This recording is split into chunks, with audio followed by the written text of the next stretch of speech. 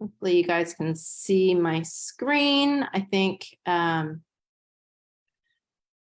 screen's a little small, so I'm going to probably need to be shuffling this around a little bit. But today, I just wanted to discuss how your nutrition plays a large part in your energy levels and just your overall vitality.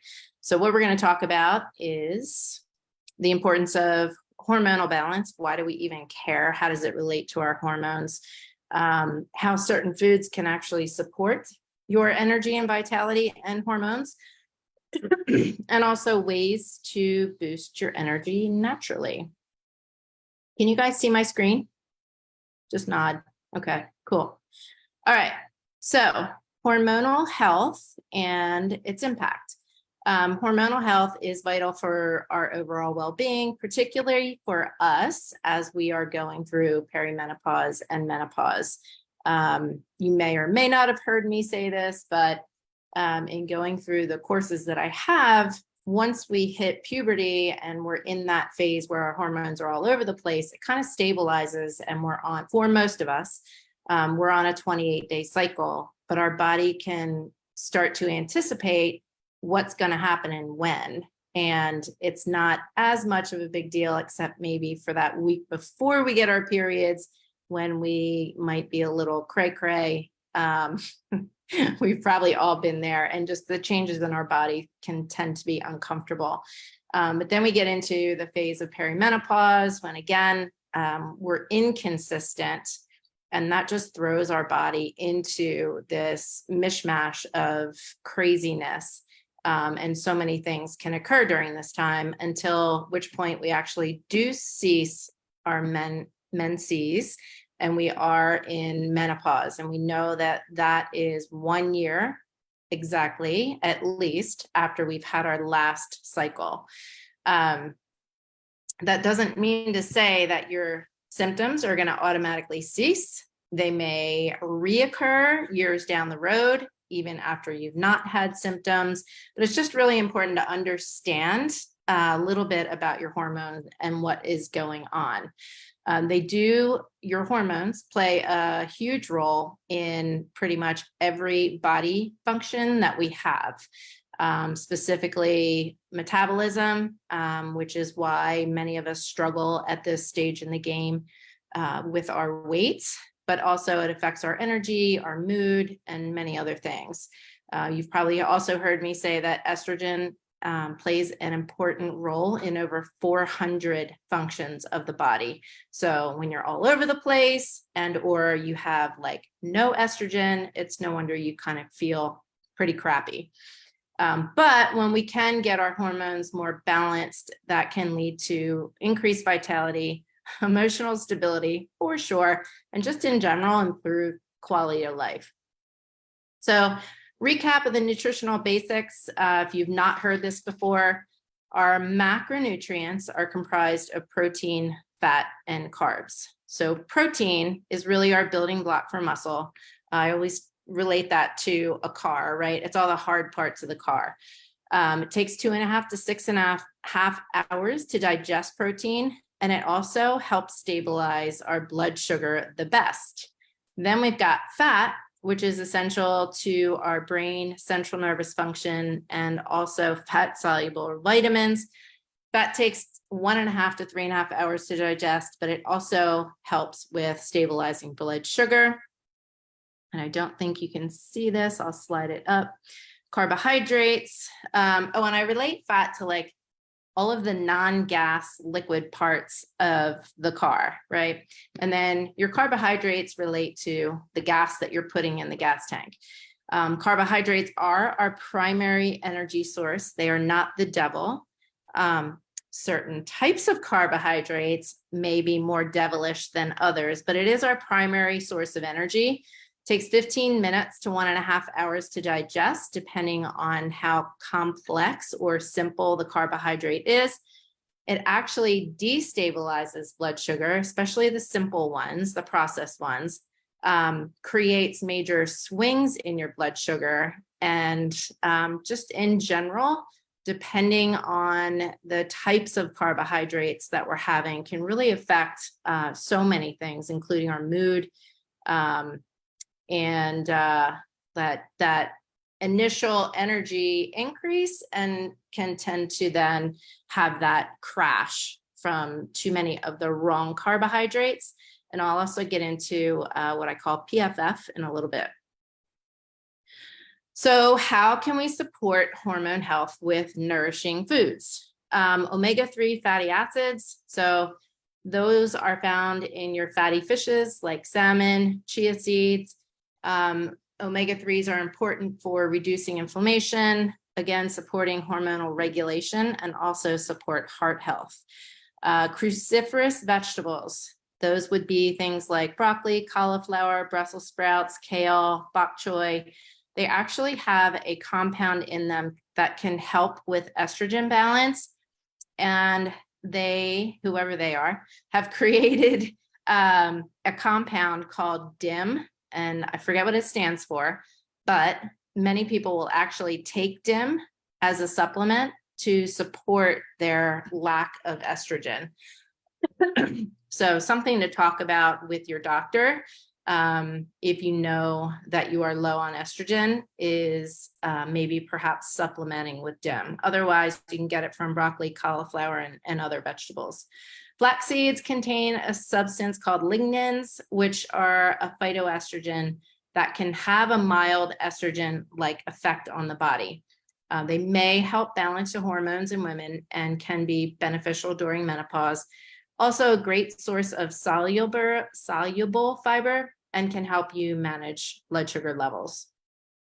Avocados contain healthy monosaturated fats, which are essential for hormone production. They're heart healthy fruits that are rich in potassium, fiber, and monosaturated fats, all which can also help lower bad cholesterol and promote overall heart health. So many of us, as we are going through menopause, our cholesterol raises. And again, that's from the lack of sex hormones, primarily estrogen. But we can do things like incorporate certain foods like this to help us out a little bit. And then berries, which are my favorite fruits actually, which are high in antioxidants.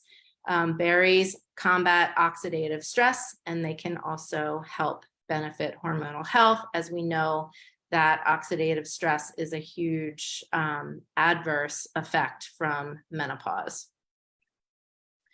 Foods that can enhance your energy levels are whole grains. So in general, your carbohydrates are what are going to give you energy, but you can also get energy from other sources, because we know that energy comes in the form of calories, and calories can come from protein, carbohydrates, and fats. But if you're looking to go out on a really long bike ride or a really long run, your primary source of energy, once you've hit that 90-minute time frame, really needs to be carbohydrates, because that's going to get you the quickest source of energy possible. So foods that can, other than carbohydrates, well, including carbohydrates here, whole grains, so your oats, quinoa, brown rice, they'll give you sustained energy because they are more of a complex carbohydrate. I make these little rice balls for when I'm riding long distances, actually uses white rice and peanut butter and jelly for quicker energy. So it really depends on what you need the energy for. Lean proteins, your chicken, turkey, tofu, support muscle health and help you maintain your energy and blood sugar levels, as mentioned before. Nuts and seeds, almonds, walnuts, pumpkin seeds, they're all packed with protein and also healthy fats that will provide lasting energy. Just be careful, because these nuts and seeds tend to be calorie dense, not just nutrient dense. So a little goes a long way. Your leafy greens, spinach, kale, Swiss chard, rich in iron and essential for energy metabolism. And your citrus fruits, oranges, lemons, offer a vitamin C boost, which can enhance energy and also immune function. All right. Balancing blood sugar for steady energy. This can be an issue, especially as we are entering our later stages, midlife, because we don't have the digestive enzymes, we don't have the necessary hormones to help ourselves stabilize our blood sugar. So it's really important to make sure that we are incorporating a well-balanced macronutrient. I don't know what the word I'm looking for. Menopause brain. Each of the macronutrients are important, and you should have a specific balance for your activity level, for your where you are at this stage in the game. So we want to make sure that we're trying to keep that blood sugar stable throughout the day. And there are a couple things that help with that, and that is spreading your protein out throughout the day.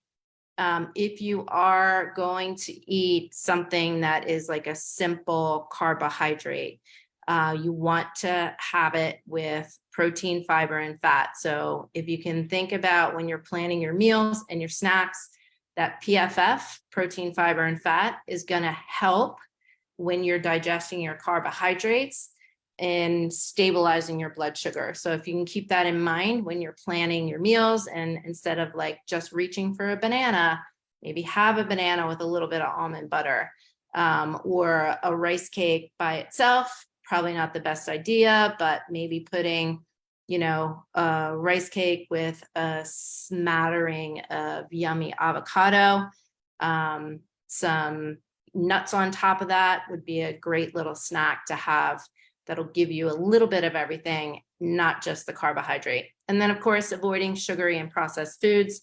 As I mentioned, they can lead to energy crashes and mood fluctuations, to be honest. Then we'll talk about the role of hydration. Super important, especially right now, right? It's hot, it's humid. We need to make sure that we're hydrating. Hydration is crucial for hormonal health and also sustained energy. We want to make sure we're drinking plenty of water throughout the day just to support our overall well-being. Our body is actually comprised of at least 60% water. All of our cells contain water. So if we're dehydrated, we're going to be a little sluggish, we're going to be a little grumpy, might have a headache, just not a good idea. So however you can figure out how to get water into your body, I encourage you to do so. Starting the day off with a full glass of water by your toothbrush is an awesome idea. So keep that in mind too, just to get that extra 16 ounces right off the bat, because after not drinking all night, your body is going to crave a little hydration. So herbal teas, infused water can add flavor while hydrating your body.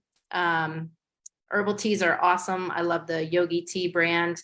Anything that's not caffeinated will be adding to your hydration, versus anything that's caffeinated is more of a diuretic, and you're going to lose that water instead of retaining it eventually.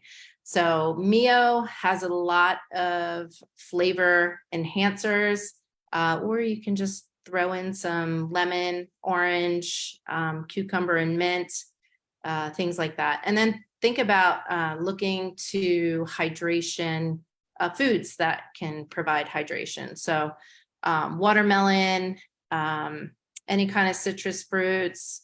So think about that as well as a source of hydration.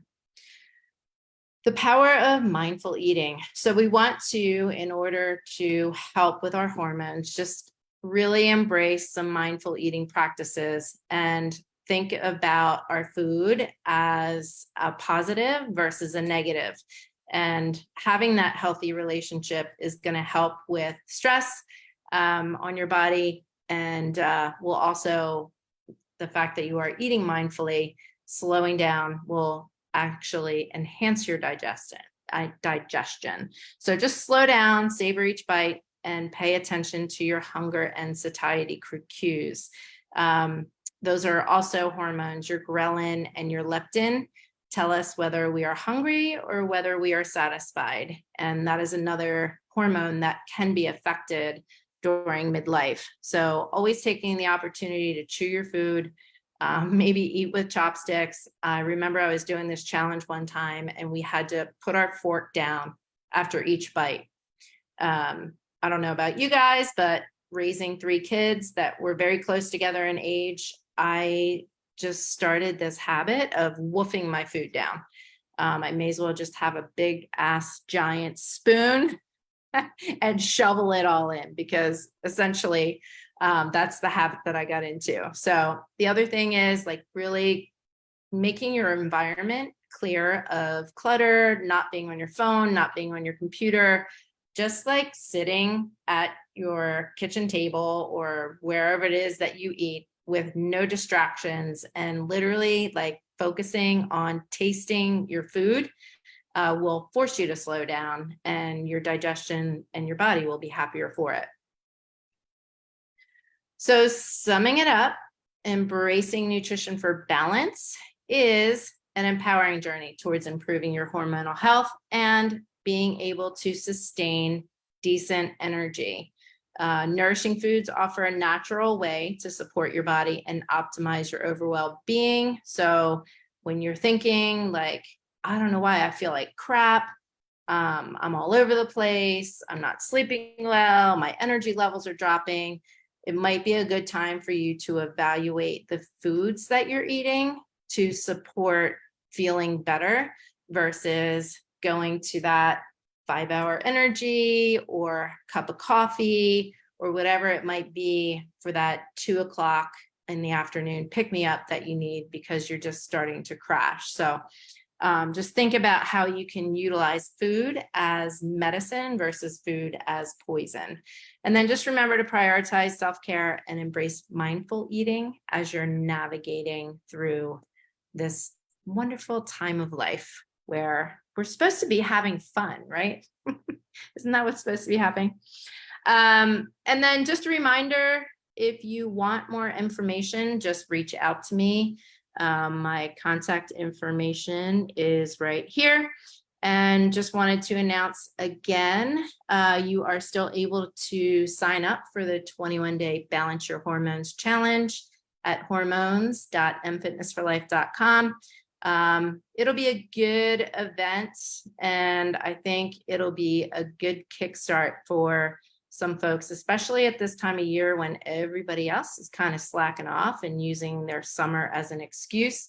You can get a jump start on, your kick back into fall and getting your butt in gear with a little accountability and community support. So there's the link for that.